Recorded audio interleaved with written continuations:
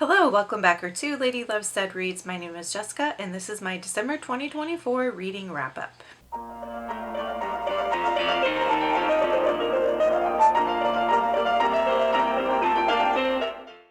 If you're new here, welcome. If you're not, welcome back. My name is Jessica, and I usually read books that fall into one of two categories. On one end, I read dark and twisted things. On the other end, I read more cozy and lighthearted things. Genres that I like are mysteries, cozy mysteries, thrillers, horror, romance, literary, nonfiction, and fantasy. Because I do tend to read some dark and twisted books, please do make sure you check your trigger warnings before picking any of these up. I don't share trigger warnings on my channel because I do think that they're spoilery, but I recommend utilizing Storygraph if you want to know more. I rate my books on a 5-star scale, with 5-star being the best. Anything that is a 3-star or higher, I do recommend. I also film my wrap-up videos in separate filming sessions. So you're going to see outfit changes, angle changes, lighting changes as we go along. I'm sorry if that bothers you. This is just what works best for me to get through filming wrap-ups. Let's go through my December stats. In December, I read 10 books and my average rating was 4 stars, which is excellent. I read 3,287 pages. For genre, I have 1 fantasy, 1 humor or comedy, 1 literary, 2 mystery, 3 nonfiction, and 2 romance. For target audience, I read 9 adult books and 1 young adult. 5 of what I read were parts of a series. 5 of them were standalones. 5 of them came from my own shelves, which is fantastic. 1 of them was from Kindle Unlimited. 2 of the authors are marginalized voices. And those are the December stats. Not bad. When I talk about the books in my wrap-ups, I like to play MASH, which is a numbers game we used to play in the 90s. So it is a way to predict your future, like what kind of house you'll have, what kind of job you'll have, etc.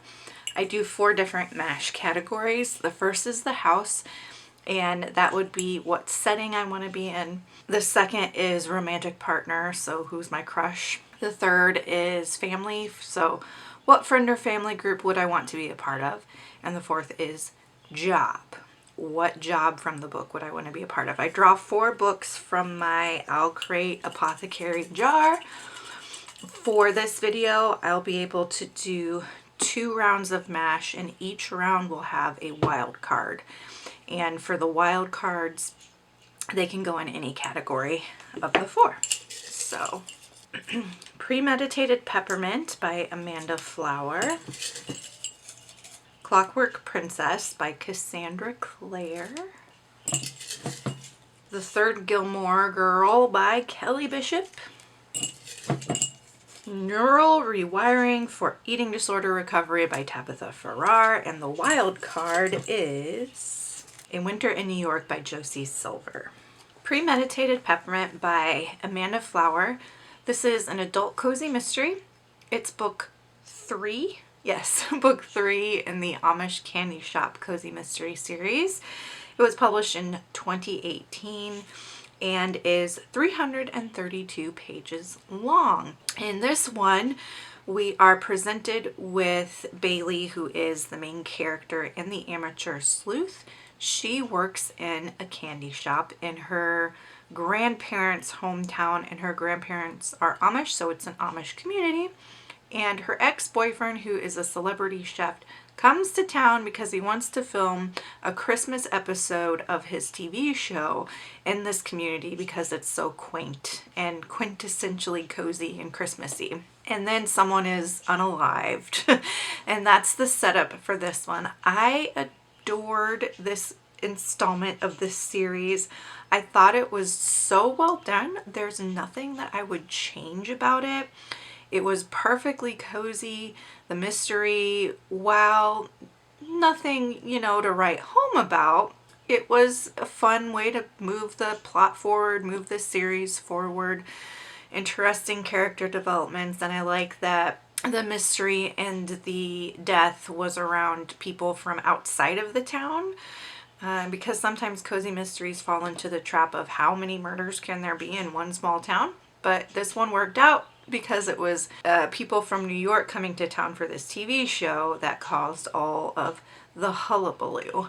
I gave it 4 stars. For MASH, I chose Friend or Family Group because Bailey really has just the kindest, most considerate, most loving friends on planet Earth. Clockwork Princess by Cassandra Clare. This is book 3 in the Infernal Devices series, which is a young adult fantasy series. It was published in 2013 and it's 563 pages long. I adored this book. It was my favorite in the trilogy by far. All of the pieces came together, all the loose ends got tied up, but it also opened the door for more stories to come in the Shadowhunters universe. I was invested and immersed from page 1 to page 563. The pacing was great, and at this point the world is so established and the characters are so established that there wasn't any kind of like info dumpy world building that had to happen for us to understand what's going on and be invested in what's happening. And I love the way everything culminated, and I'm excited to get to the next trilogy in the Shadowhunters universe. I gave Clockwork Princess 4.5 stars. For MASH, I chose Romantic Partner because anytime the Shadowhunters is an option in MASH, I'm gonna pick Magnus Bane, who is a character that I hope, fingers crossed, spans the entire timeline of Shadowhunters. I just adore Magnus Bane. The Third Gilmore Girl by Kaylie Bishop. This is an adult celebrity memoir. Kaylie Bishop played Emily Gilmore on the Gilmore Girls TV show, which you might be familiar with. This book was published in 2024 and it is 256 pages. This, I feel like, is a pretty standard celebrity memoir. There was nothing super outstanding about it unless you are a fan of the Gilmore Girls. If you're a fan of the Gilmore Girls, you're going to love this because of the way you get some behind the scenes information about making the Gilmore Girls TV series and the actors and everyone involved and Kelly's specific experience with this show. I also really just like learning about her as a person. And I didn't realize she was so magnanimous in the dance world. She originally started out as a dancer. I love dance, especially ballet, and she was a ballerina. So that surprised me. I didn't know that about her, and I had a really good time learning about her development and career as a dancer, and then how she transitioned from dance into acting. I really enjoyed this book. I don't know that you will enjoy it unless you're a fan of Gilmore Girls. I mean, you'll enjoy it, but it'll just be like, yeah, that was a celebrity's life kind of thing. It does not stand out to me as a favorite celebrity memoir for myself, and I am planning to film a video where I share what my favorite celebrity memoirs are. I read not tons of them, but I read enough of them to have favorites and non-favorites. I would say a comp titles to this one would be If You Ask Me by Betty White and The Princess Diarist by Carrie Fisher.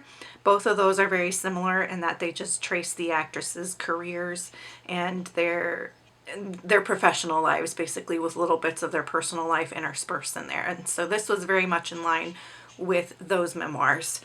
I gave it 4 stars. And for MASH, I picked, what did I pick? Oh, I picked Setting because she spends so much of her time in New York and LA, which both are really cool cities. I especially love New York. Neural Rewiring for Eating Disorder Recovery for Real and Meaningful Mental Freedom by Tabitha Farrar. This is adult nonfiction, and it's about exactly what the title says: adjusting your cognitive thinking processes to recover from eating disorders and all of the constellation of issues that come with an eating disorder, like body image and exercise addiction. It was published in 2019 and is 70 pages long. Tabitha Farrar actually has a different book that she published before this one that I think you do need to read before you read this one because of how heavily she references it and leans on it. I have not read that one and I wish I had, and I might end up rereading this after I read that one. And maybe certain parts will make more sense. But I did find this extremely helpful. She talks about how our brain is constantly observing everything and learning from us, learning from the choices we make, learning from the thoughts that we say yes or no to, learning from the behaviors that we engage in, and how that learning that our brain does, that input of information, forms our belief systems and our worldviews. And specifically, she talks about how to adjust our thoughts and behaviors so that we are in recovery from eating disorder, but also in recovery from the things that come along with an eating disorder, such as exercise addiction and body image problems. I found it really, really helpful and applicable, not just for eating disorder stuff, but for other things as well. Just having a healthier mindset in general. It made me think about thoughts and behaviors in a different way. And it made me think about how our behaviors actually inform our thoughts. A lot of times we think that change is an inside out process, but sometimes it also has to be an outside in process. And it really got me thinking a lot about that. I gave it 4 stars. For MASH, I picked a job because she is a counselor and a writer. I have a degree in psychology and English. It fits. A Winter in New York by Josie Silver. This is a book that I read for 2 things. One, I read it for a vlog series that I'm starting where I examine whether or not I'm reading romance incorrectly and I map it out according to genre conventions. And so that is coming up soon. I think I'll have the first installment of that series ready to go in February, just in time for Valentine's Day. So I read this for that vlog series, and it was also the Lovestead Buddy Read selection for December. So A Winter in New York was published in 2023. It's an adult contemporary romance. It's 384 pages. This is about Iris, who loses her mother to cancer and then moves to New York City to start her life over again after leaving an abusive relationship. She's pretty isolated, so one of her friends takes her to this festival. And at the festival, she goes to a gelateria, and the gelateria is really struggling because they have only one gelato recipe, and one person in the family has the recipe at a time. And it is the patriarch of the family, the father figure, and he has had a stroke and can't remember the recipe. So the gelateria owner is really struggling to recreate it. And Iris just so happens to be a trained chef. She tries the gelato and realizes that she's had this gelato before and that her mom actually has the recipe. But it is such a well-kept secret, she doesn't feel like she can tell Gio, who is the gelateria owner, she doesn't feel like she can tell Gio that she's got the recipe and just fix his problems, because she feels like it'll cause all kinds of problems within their family. Oh, this book is a mess. It is a mess. It is a mess. And I'll go into it in a real deep dive coming up in that vlog, but I felt like I did not want the 2 main characters, Gio and Iris, to get together. I feel like Iris needs therapy, not romance. She is a predator. She preys on Gio's vulnerabilities. She is mentally ill. She needs help. And this book does not recognize any of the ways that Iris is toxic, and instead we're just supposed to kind of go along with it and be like, yay, they got together. Like, it is terrible. It's terrible. Don't read this book. Save yourself some time. Skip it. I am sorry that I picked it as the Lovestead Buddy Read for December. And I'm sorry if you read it. It looks like nobody else got to it for the month, which good. Don't. Let me save you the pain of this one. I gave it 2 stars, and I will at the end of the year be unhauling this book and probably never reading from Josie Silver again. Oh, it was the wild card draw, wasn't it? So for MASH, I picked setting again because it's set in New York in the winter. Both things I love. Okay, and in this round, we're going to be drawing the rest of them. I'm a little under the weather in this clip, so pardon my voice. Yeah, we'll just be drawing the rest of them. So this is the last round. So we have In Plain Sight by C.J. Box. The Age of Magical Overthinking by Amanda Montel. Garfield at Large by Jim Davis. Garfield makes me so happy. Intermezzo by Sally Rooney. And then the wild card then is Phantasma. by Kaylie Smith. In Plain Sight by C.J. Box. This is book number 6 in the Joe Pickett series. This is a series that's a Western mystery, crime, thriller, police procedural kind of a story.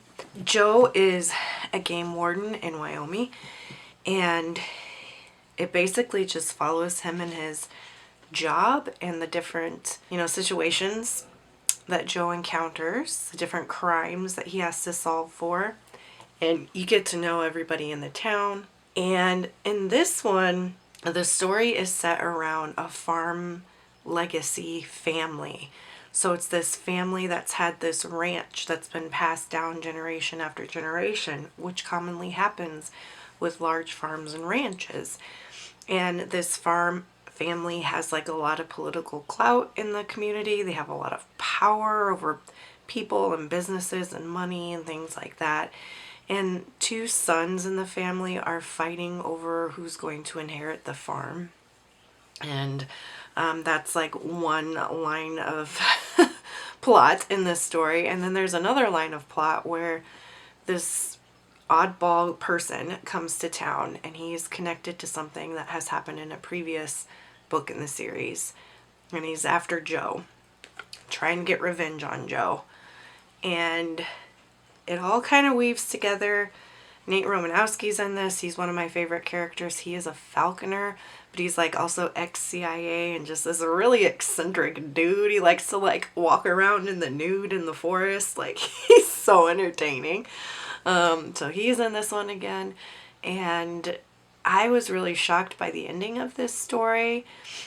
I felt like it's going to completely change Joe as a character moving forward in the series. It's really changing kind of the tone and tenor of the series as well.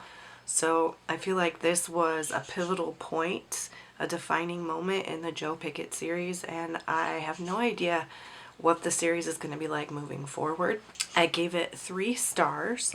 For MASH, I went with job, because being a game warden, while it clearly has its dangers and stuff, it also sounds kind of peaceful. And then there's like farmers and ranchers in here and people who train horses and stuff like that, and I love that stuff. Y'all know I've got my dolly horse.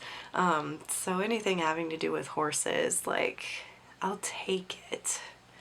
The Age of Magical Overthinking, Notes on Modern Irrationality by Amanda Montel.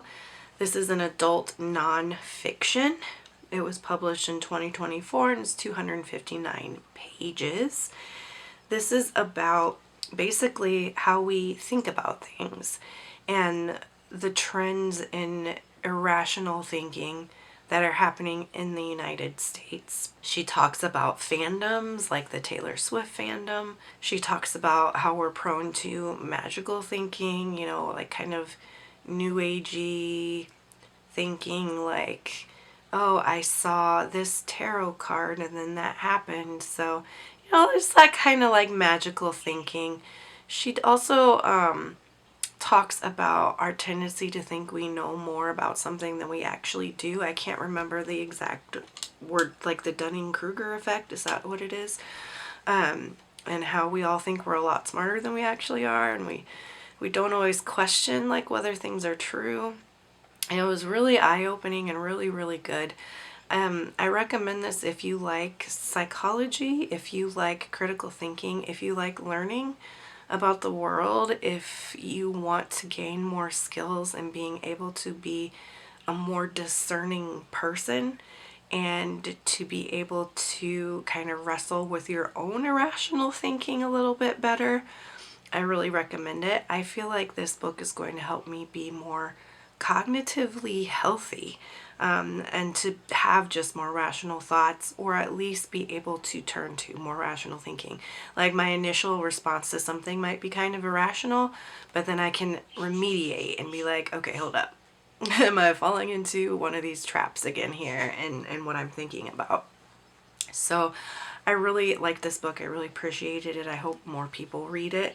I gave it 4 stars. For MASH, I picked Friend Group. because I would love to discuss the book with my friends. I know that's kind of a cop-out, isn't it? But it is what it is. Garfield at Large by Jim Davis. This is adult humor. It's also a comic strip. It was published in 1980, and this little booklet was 96 pages long. This is the first bind up of Garfield comics that was printed, and it basically covers the first comic on through however many it ends on page 96. And it's really interesting because Garfield is actually drawn a little bit differently in the first few comics. I'll insert some footage of the first couple of panels so that you can see he's drawn just a little bit differently than he ends up being drawn in like the final version of Garfield. And John Arbuckle also has like a friend, and his friend moves in with him, and his friend has Odie. So Odie was not originally John's dog.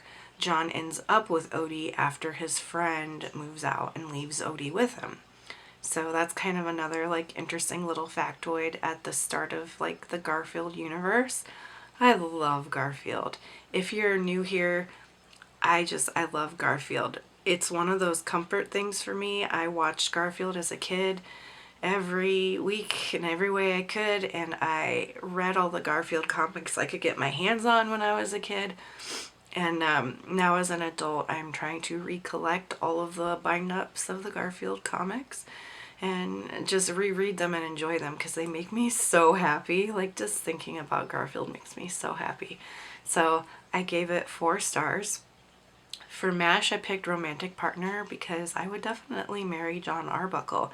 He loves animals, he's sweet, he's silly, like he's definitely wife or husband material in my book.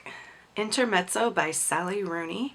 This is an adult literary fiction. It was published in 2024 and was 454 pages. This is about 2 brothers whose father dies of cancer. One brother is an attorney in Dublin, Ireland, and the other brother is an amateur chess player who's like actually really, really good at chess. So he's, you know, has the potential of eventually going pro as a pro chess player. But he works part-time as like a data analyst for companies. The story just is about these men and the women in their lives and their relationships and how they're coping after their father dies.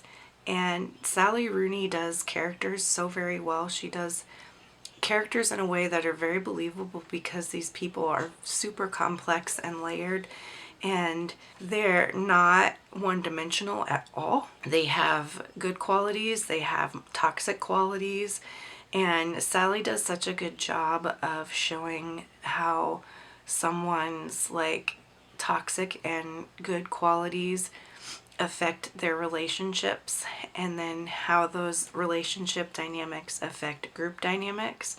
So like not only how the brothers' relationship goes and affects each other, but how their relationship affects their entire family dynamic as a whole, and all of those like intricacies. And she does it in a way that's so believable and so cathartic to read about, in that like you feel the pain of these characters, but by the end you also have hope that maybe despite all the pain that relationships and families cause, they might still be worth it. I loved this book. It was a little bit difficult for me to get into it at first, but by the end I didn't want it to end. I wanted to just keep living life with the characters, and I gave it 5 stars. For MASH, I picked Setting because it's set in Ireland and I would love to visit Ireland. The wild card then is Phantasma by Kaylie Smith. This is an adult romantasy, which is like a romantic fantasy. And it is about 2 sisters, Genevieve and Ophelia.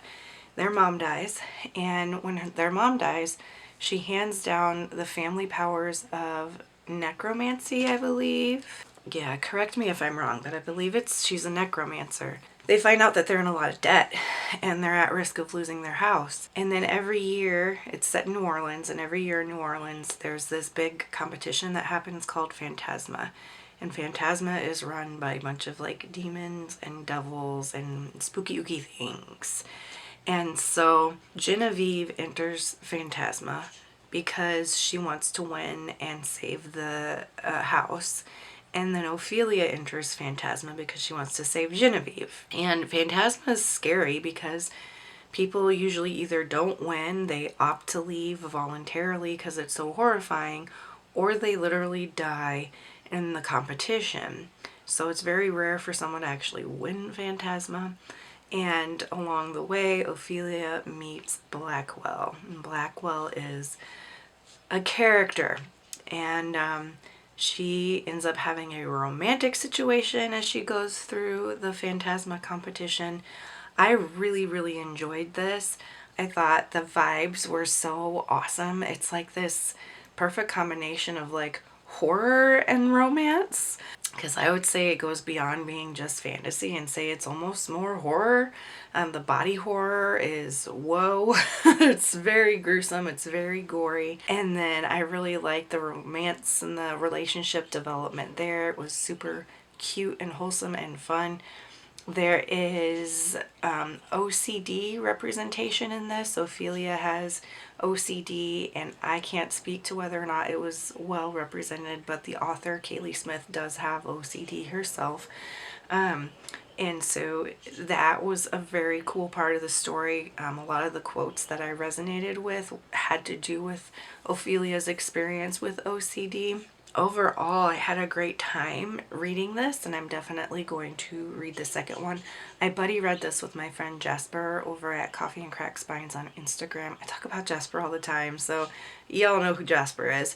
But yeah, we buddy read this one. She loved it as well, gave it 5 stars. I too gave it 5 stars.